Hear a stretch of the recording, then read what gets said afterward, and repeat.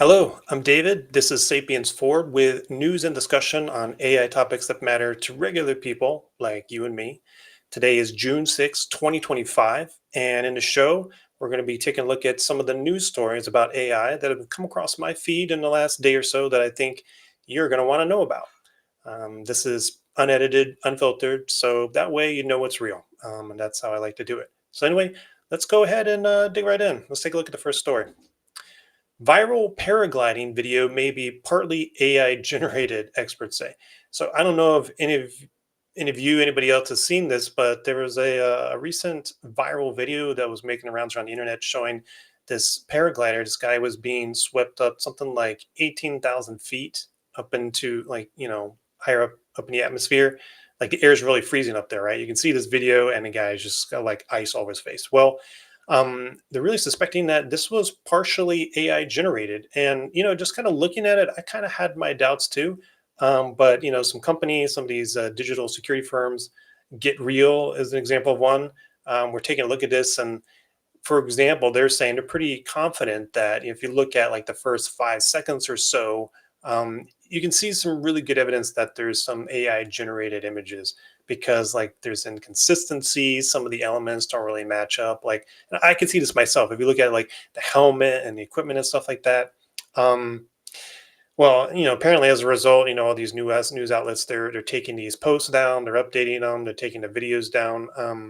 Part of me, I think this is just kind of funny, right? I just, this isn't a new thing. People making up fake stuff. I mean, you can go on YouTube even, and you can look for trailers for movies, and you'll see show up in your feed like, oh, trailer for the next Avengers movie. And you're like, oh wow, really? The next trailer drop.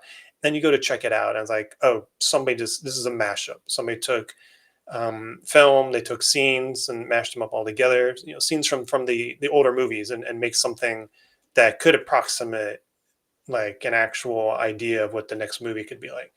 Well, now with these AI tools, like that whole scenario I just described is rather rudimentary. That's like real basic. Like now with these AI tools, you can just actually put together a whole movie practically. So where this stuff is going to go, who knows? It's going to be more and more common. People are going to be wondering, like, hey, this really cool video, is this real? Did this actually happen? And I think the closer it gets to something that seems far fetched and just unbelievable, people are just going to probably assume it's not believable. In this particular case, looking at the video myself, I could see some of the elements that just seem like they didn't really line up. So I can see where some of these companies are coming from and suggesting it's not real. Um, but hey, that's the internet for you. There's going to be plenty of this. I really wonder, like, what is driving people doing this, and it could be really basic if you just break it down. I mean, it got attention, it got views, and there's this whole attention economy side of the internet and content platforms where if you can get a ton of people to look at your video, you can get money. And depending on where you live in the world, exchanging currencies, cost of living, and things like that, a few dollars may be a lot of money for somebody or not. Again, depending on where you're living. So this really makes me think like, this sort of thing, one, it's going to be more common. AI tools are going to continue to advance, and we've seen with releases of like Google's Veo 3 AI visual video tool, like the stuff that you can produce now just by saying a few sentences and giving instructions are pretty incredible. The most basic things people are going to be doing are making you just videos of inexplicable and unbelievable things. So this is just a really interesting example that just made the rounds on the news and got people's attention. But will we be able to determine in the future if it's real or not without some kind of watermarks or things like that? That remains to be seen. And we'll talk about that more in a little bit. Let's go to the next story. Google DeepMind's CEO thinks AI will make humans less selfish. Well, I certainly hope that can be the case. So Demis Hassabis, CEO of Google DeepMind and Nobel Prize winner, believes AGI systems as smart as humans are almost here and will require radical changes as human thinking and behavior needs to adapt to these changes in AI, right? So he predicts something like 50% chance of achieving AGI in the next 5 to 10 years.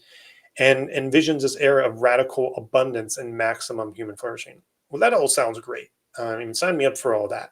Again, what is AGI? So AGI stands for um, artificial general intelligence. If you're not aware of or familiar with the term, certainly this a concept that many of the luminaries and leaders in the AI field are heavily concerned with at this time. And the idea is this is some kind of very intelligent, largely autonomous artificial intelligence system and model that has a level of intelligence across a range of activities and fields, more so intelligent than the top minds, human minds in those fields, but not being just in one particular field, like having an AI system that's the most smartest, it's the smartest person in biology or physics, but all of the fields. So that's kind of like the general side of it. And so this is this target that so many of these AI companies are really aiming for because the belief is that when AGI is achieved, it's just going to unlock further and further enhancement and capabilities. Now, this particular person, the CEO of Google DeepMind's a division of Google that's heavily involved with really advanced artificial intelligence development. He's got rather an optimistic take on this, and I think that's great to see. I'm probably more middle ground, just having a very practical mind view on artificial intelligence. But he foresees, for one, he's got, I'd say, a much more conservative idea of when AGI will be achieved. Some of these luminaries and leaders of some of these AI companies are saying, "Oh, later this year or next year." He's saying, 5 to 10 years is a 50% chance that it's achieved. Um, Considering that he works at DeepMind at Google, I would say that's a um, pretty notable take to keep mind of because he's in the thick of it there. But he envisions radical abundance and human flourishing, and I think that's great. That's really, I mean, I would say most of us like that. That's really hope is what's going to happen. Um, and what could that mean? Well, when he says radical abundance, meaning that the cost for goods and services and things just goes way down because AI tools make it so much easier to produce things or um, to invent things. And while I don't claim to have the level of grasp of economics to be able to explain clearly, how economies will restructure to accommodate that sort of reduction in cost and availability. I imagine it would still be incredibly disruptive. I feel it's fair to say that the general idea is that when everything becomes so much less expensive to acquire and to make, everybody around the world can have more of whatever it is they need. And certainly food and shelter and clothing, those most important things, and we hope that would be the case. You know, in his view, that'll lead humans to be less selfish. What does he mean by that, and how could that come about? Well, I think the generally the idea is most of us would probably agree that what might lead people to be selfish in the first place is scarcity. If you don't have enough of what you need to support yourself or your family or those you care about, you might not be particularly inclined to share with others. Now, that's certainly noble, and we aspire to that kind of selflessness to still share anyway and to not be selfish, even when you yourself are struggling. But I don't necessarily fault people for only restricting how much they share and what they can do and how can they help others when they themselves are struggling. If AI can really produce this future where everything is so much easier to get and cheaper and more available, then yeah, I mean, I can imagine like people just be like, "Hey, I've got everything I need. You got everything you need. Let's just share. Let's just be nice." That'll be great. I really hope that that comes about. I think there's a very strong chance that there's going to be some difficult times here in the near future because of disruption from AI. As a society, as cultures and societies around the world, we're going to have to figure out like how do things work now with AI kind of thrown into the mix. What does work look like? What kind of jobs are still around? Changing in prices and cost structures and logistics on all these things. Like, how do we get the stuff we need? I think there's going to be a period of time where things are so radically disrupted that it creates a little bit of social upheaval, and could impact governments and countries and things like that. But hopefully we get through that in short order to get on the other side of that in a much nicer period of time. The area that I'm really concerned with, that I talk about on the channel here and other places, and will continue to talk about to everybody that listens in here to your benefit, is how do we structure our lives and our careers and things like that now, as we potentially go into this disruptive period, so that we get out on the other side of it in one piece, mentally, but also, you know, having our lives in a much better place than they were before. I don't think that's going to be an automatic thing.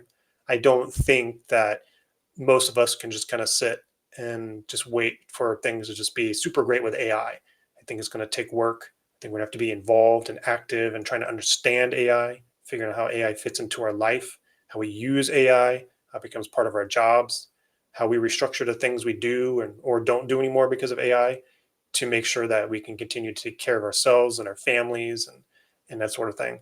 And we'll continue to talk about that here on this channel, because I strongly believe that that is one of the, if not the most important thing, one of the most important things that we should be concerned with now, at this present time into the next few years. So yeah, let's take a look at the next story. Is AI destroying a generation of students? That's not an inflammatory statement at all. Very sensational, but it's certainly an idea that I think about a lot. I am the child of two retired teachers. I've got a very close relationship to education in general. Worked at a higher education at a university for many, many years, so been very closely connected to education much of my life. And I think about it a lot because I myself have children, and I think about, what is education going to look like for them? I know that I'm not the only person thinking about this sort of thing. A lot of people are. Um, Teachers are in the middle of it, and they're trying to make sense of it. And in the U.S. and United States, of course, the current administration has put forth executive orders, essentially instructing the country to figure out how to incorporate artificial intelligence into the educational system. So certainly, the Department of Education, such as it is remaining at this point, since it's really been kind of dismantled to some degree, has been tasked with incorporating artificial intelligence into the educational system in the United States. Well, a lot of people are thinking about what that means and what it's going to look like. And in some places, it's proceeding, and people are just trying to make the most of it. In this story, teachers all over are reporting, widespread use of AI for cheating in classrooms, testing, and homework and materials, right? Upwards of something like potentially 40% are figures I'm seeing of student work is AI assisted. I mean, we could imagine a future in the next few years that number could grow to be closer to 100%. Is that plausible? I think so. Teachers are describing scenarios where students are just essentially using the AI to just outsource the thinking itself. And, there's worry that it's going to lead to a degradation of thinking skills and in general, like academic performance. What does that mean for the younger generations who are going through school right now, and then their place in the job market and their careers and stuff like that? Yeah, it's something that we should all be concerned about and think about a lot. It's one of those key topics that I talk about here on the channel. One of many, but the main ones being employment, which we've already talked a little bit about, and education. Those are two things that I care about a great deal, and we should all care about. How is AI impacting those things? How is AI impacting education? So, students are using AI tools. Teachers are using AI tools as well. So that certainly shouldn't be forgotten.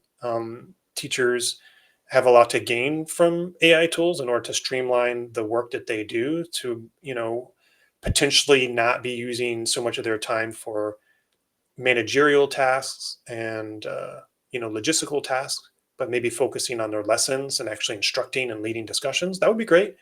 But there's also been these kind of anecdotal reports of lots of teachers just kind of using AI tools just to create their whole lesson plan. And you have students, I see on Reddit and other places just sharing their comments about finding evidence more or less of like their professors and teachers just putting their lessons plans and syllabus and materials just in the program, and it's generated itself by AI.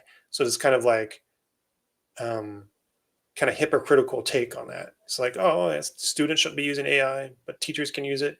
So you already have this point of contention. But to get back to the brass tacks and the real focus of the story here, and what I think really matters is the idea around what the students are getting out of it.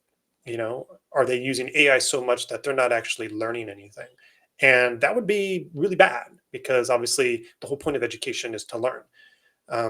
Now, I would be remiss if I didn't point out that cheating in school and stuff like that isn't a new thing.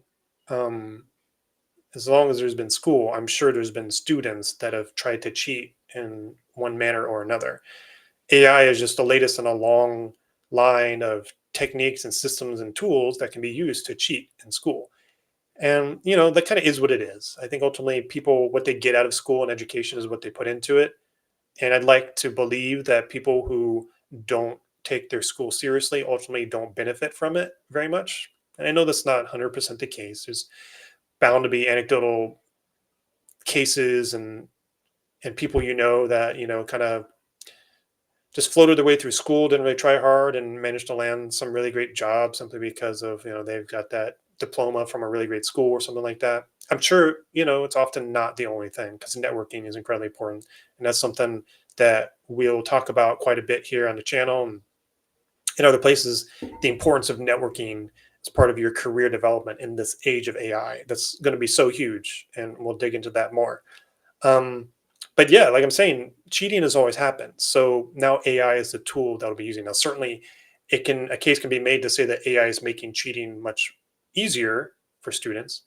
Now, when I was younger and the internet was a newer thing, kind of dating myself there, discovered being able to write a scientific paper for class using the internet, and just it's a very young kid, just copying and pasting stuff off the internet into the paper. Well, teachers and schools and programs caught up to that over the years, and that wasn't really viable. Plagiarism detection tools can find that stuff.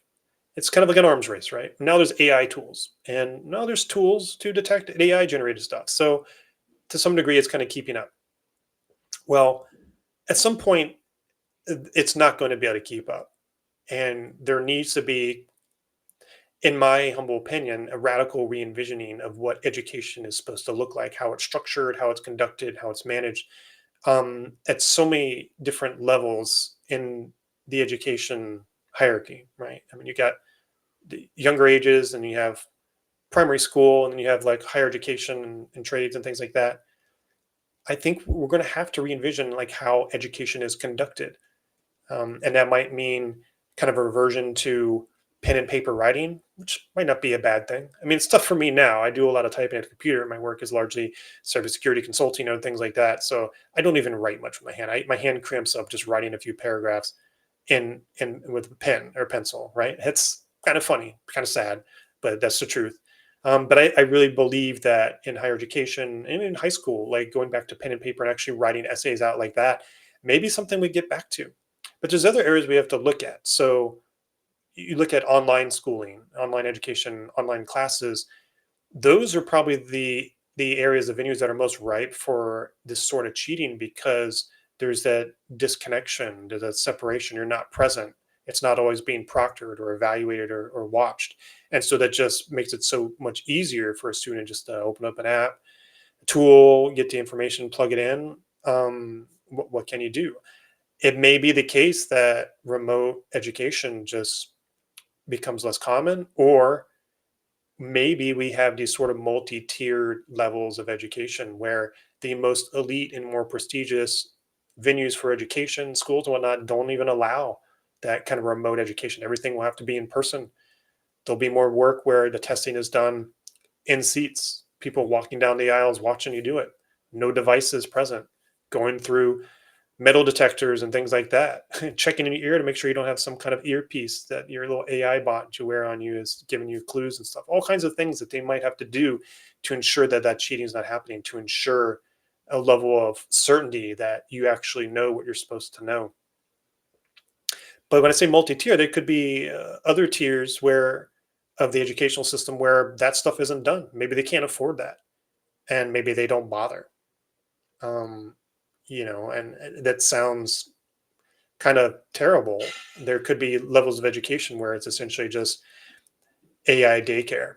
And I hate to think of that. And I hate the idea that that could come about. But that could be a possibility that we'll have to come to grips with and figure out like how to avoid that or how to deal with that. Um, I don't like the idea of multi-tiered things. I would prefer something much more egalitarian and equitable, and everybody has the same opportunities. But it doesn't seem like we're really there yet. So what will happen with education? A lot of change is what I predict, and that's something that folks like me and you, regular folks like us, children, or even for folks a little bit younger than me who are still in school now, thinking about where is this going and how is this going to change, and we're going to be looking at ways to make sure that we can adapt and keep up with it, so you can be successful. All right, let's go on to the next story here. What do we got? The rise of vibe hacking is the next AI nightmare. So, vibe hacking, interesting concept. So, cybersecurity experts warn of vibe hacking, where individuals with limited technical knowledge can use AI to generate malicious code at scale. So, current AI systems still kind of require skilled operators, but the idea is that this barrier to entry for cybercrime could be lowering very rapidly because of the simultaneous advancement of AI tools. And further, really, this kind of greatest thread is coming from the idea that experienced hackers can also use these tools to really kind of multiply their capabilities of doing more attacks at the same time. So yeah, I think this is something to really be mindful of and to think about. Like I said, I work in the cybersecurity space, so I do think about this sort of thing all the time as part of my day job, as it were. But I think this impacts all of us. Certainly, from a technical sense and from a consulting standpoint, I think about cybersecurity and how it impacts companies, and governments, and agencies that I work for and I support. But regular folks like me and you, like we're the end recipients of the problems that those companies and organizations deal with, because it's our data that gets hacked. It's our data ultimately that's being put on the dark web and being sold and being utilized to create further problems. It's our identities that are being stolen, right? That's the point. Um, and so I think about this sort of thing, and it's certainly an area that we need to be mindful of, and get a sense for like how big of an issue is this that is going on. So what is vibe hacking? Well, it's really kind of play on words of the idea of like vibe coding. So if you're not familiar with that term, it's a term that's kind of been around for a while, but it's really this term has kind of really come to the forefront again more recently with the more recent advancements in some of these AI models that can help with programming and coding. So having done quite a bit of application web development in previous years in my career, I'm well acquainted with the idea of what it takes to do programming and stuff like that. It's a whole different ballgame now. It's so different with some of these AI tools. Like for instance, kind of newer ones like Codex by OpenAI and Claude Code, um, where essentially you can work with these tools and you can tell it what you would like to make, the type of application, what you'd like it to be like, and the more expansive your prompting is that you provide to it, again, hands off a keyboard while you're doing it, essentially, the more that it can run with that and just put together and develop code for you. Now, is it foolproof? No. I mean, many software engineers will attest that some of the things that are produced by these systems in this kind of vibe coding manner, it's not particularly good. It's broken, doesn't always work, but sometimes it does. And that's pretty amazing. It's also kind of scary, but there you go. Well, vibe hacking is kind of playing that. So hacking is just another way of looking at, some kind of programming or coding, but this is the idea to break into stuff. So these AI tools could essentially allow hackers or people who want to present themselves as hackers. They may not be particularly experienced. And back in the day, we probably call them like script kiddies. They don't really have a lot of hacking capability. But with these AI tools, like their capabilities are vastly increased. I mean, another way to look at this, an analogy, in a sense, is like AI tools like these, even if not used for nefarious purposes, um, can enable, like, let's say, a junior employee on a team to be able to operate at a much higher level because it provides them more information, it catches errors that they make, it gives them ideas. Similar thing here with hacking. Somebody who doesn't really know what they're doing all of a sudden can cause some pretty terrible system issues by hacking into it with the use of an AI tool. And like I was saying, even more so, somebody who already knows what they're doing and is a very skilled hacker, well, they might have been limited previously by the amount of hours in a day and what they could do, what they could focus on. Well, now, similarly, how programmers might be using these coding AI models to help them and have a whole series of AI agents to help expand how much programming work they can do. These experienced hackers could use a series of AI hacking agent tools to be running all kinds of hacks and stuff simultaneously impacting systems. It's a rather sobering and scary thought to think of, what is capable, what is possible for some of these people to have this in their hands. Um, Acceleration. So, this is one of the things that we talk about. One of my AI principles is that these AI systems are going to continue to advance and get better. And so, this is something we have to think about. These types of scenarios will be um, more notable and potentially more frequent. These hacking situations. Um, you know, Not all the tools are necessarily bad. There's the idea of white hat hacking. So if you're not familiar with the parlance and the types of terms, black hat is hackers that are going to be actually trying to break stuff and cause problems. White hat would be people who have those same skill sets, but they choose to do it for good. They help by doing penetration testing on environments and systems and software.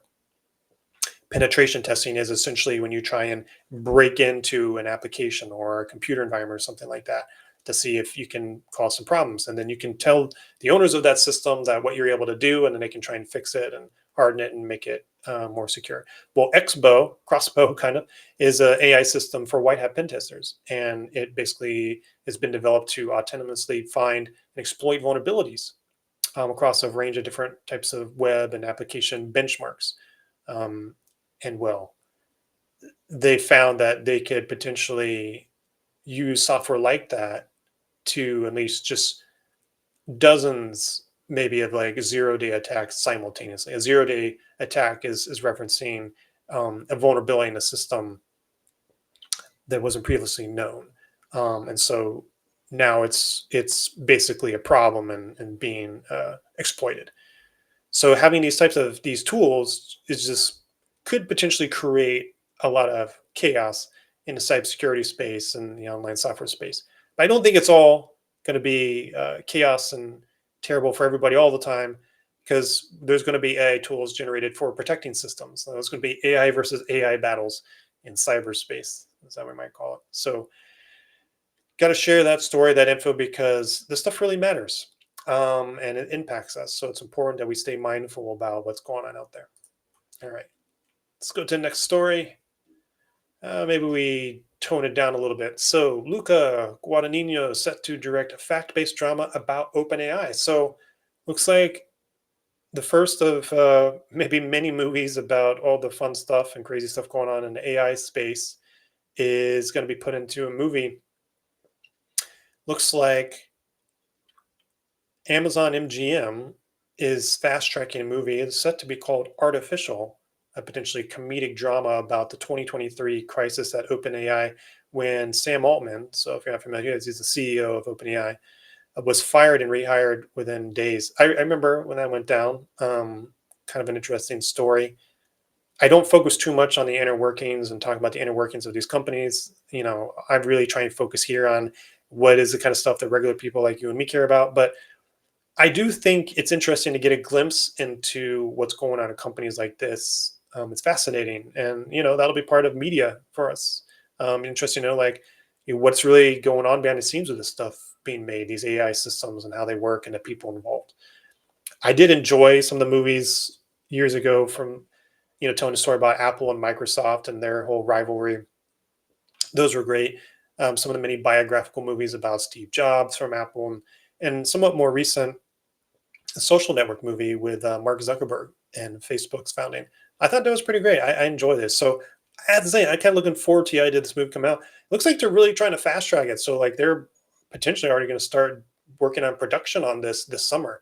So they're not wasting any time. They clearly want to capture attention on this and get something out there. So maybe something to check out in the movies next year even. So there you go. New movie coming out. So what do we have next? Deep fake scams are distorting reality itself. This is an interesting story coming from Wired. So we've talked about this previously on the channel and at the website sapiens4.com. Scammers, cyber criminals, they're increasingly using these real-time AI-generated deep fakes to conduct all manner of scams, right? So we have like romance scams, employment fraud, financial crimes. Experts report a dramatic increase from 4 to 5 deepfake scams per month to hundreds monthly. That's right, 4 to 5 a month to hundreds. And current detection technology is essentially inadequate. It's making human vigilance the best defense against these. So let's start with just to recap, like what is a deepfake? So if you're not familiar with that term, an AI deepfake is essentially an AI model, an AI tool, essentially taking um, artifacts, video, imagery, and taking those materials that essentially kind of trains itself on to produce new content, either video or imagery that's not real. Like it's not imagery or video of like a real thing that occurred, but looks like it could be. And when it's being used to essentially propagate a scam, it's probably bound to probably mimic somebody who's like a known figure, a public figure, maybe somebody if it's targeting individual people, maybe somebody that you know. But the idea is it's essentially putting together some fake imagery and video designed to fool you into thinking something actually did happen or is being said to you, so that they can what scam you, steal money from you, um, steal your identity, all manner of things, right? And this is a huge problem. So I talk about it. I mean, it's one thing to think, from an academic standpoint of cybersecurity and companies being hacked and stuff, but these have the potential to impact just regular people in a very real way, especially if AI tools can be used to kind of propagate these type of scams at scale. Where previously it may have been very difficult to do a scam on somebody because it's just somebody's got to sit there and type it out and send an email or something like that. They try to automate it, but there's limits to that.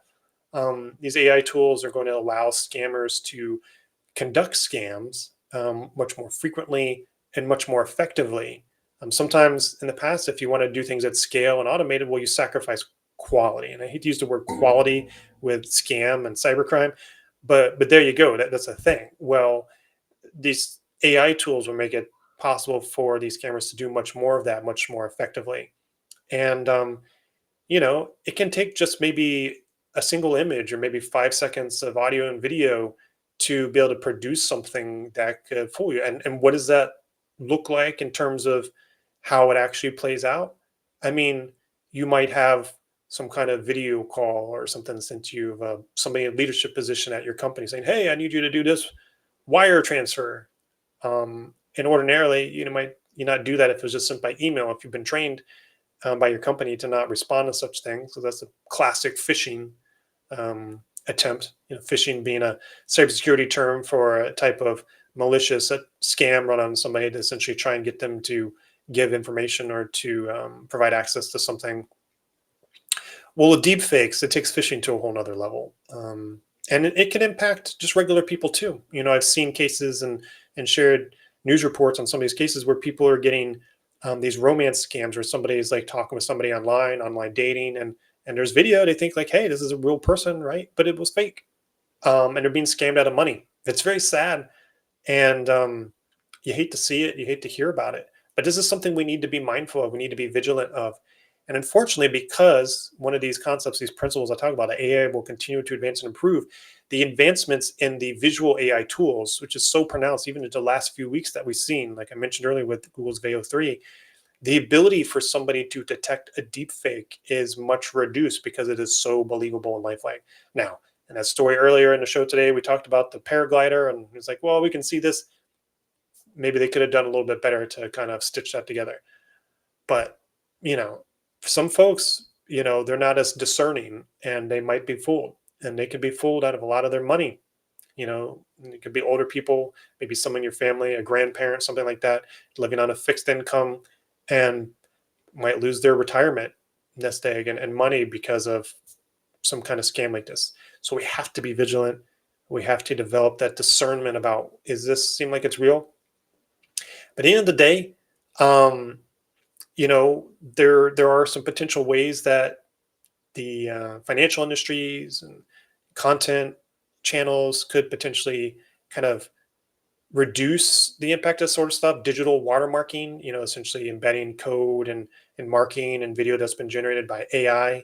That could be helpful if that's required. But I mean, there's open source AI tools, so I mean, it may not be 100% content validation, certification of things like that. So maybe in order to have content that could be promoted on premier channels and things like that, maybe has to go through some kind of certification process or something like that. But that just really kind of speaks to this idea of kind of like a multi-tier content channel. We talked about multi-tier education. Well, there could be multi-tier content channels, where the highest level channels, the highest tier, may only allow content that's been certified and has, or if it's AI, it has like watermarks and stuff like that. And maybe the AI tool providers will require that AI watermarks be put on everything. And if you don't subscribe to that, you can't use it.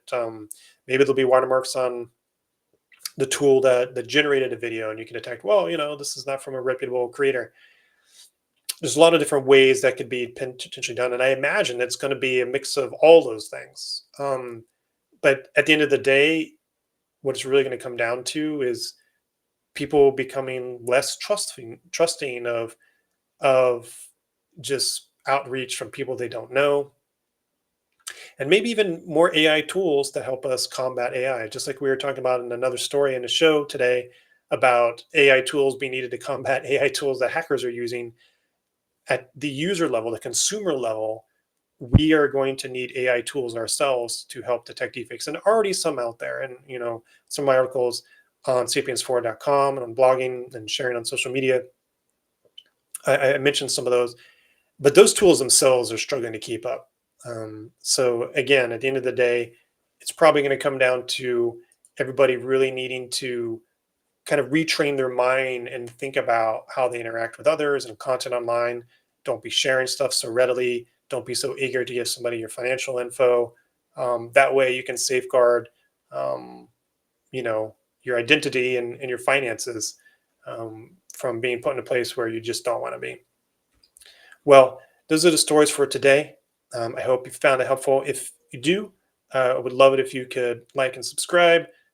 Check out the channel. If you really want to get more news and information like this kind of discussion and advice, then please follow the channel. You can find me on YouTube, Facebook, the website sapiens4.com, x.com, and Blue Sky. Any like or follows on there will really help out a great deal. Anyway, I hope you all had a great week, and you take care, and I'll see you next time.